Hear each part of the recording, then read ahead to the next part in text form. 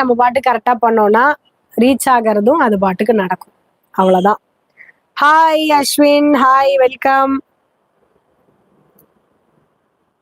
Kanagavalli ma'am, show me one Patiala pant. Madam எங்க அப்பா தூக்கி அங்க வச்சிருக்காரு மேடம், என் ஹைட்டுக்கு எட்டாது. எங்க அப்பா வர சொல்லிதான் நான் எடுக்கணும். வாட்ஸ்அப்புக்கு கான்டாக்ட் பண்ணுங்க, அதையே நான் உங்களுக்கு போட்டோ அனுப்புறேன். ஓகே.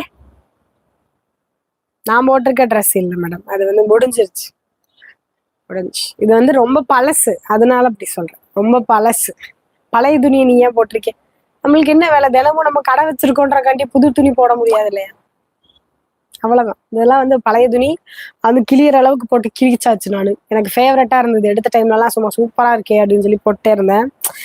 அதுக்கப்புறம் நம்ம அதையும் பாவம் தானே, வாயில்லா போச்சு, அதையும் நம்ம போட்டு நோண்டணும் அப்படின்னா அது அதோட வேலையை காட்டு தானே செய்யும். காமிச்சிருச்சு, கிழிக்க வச்சு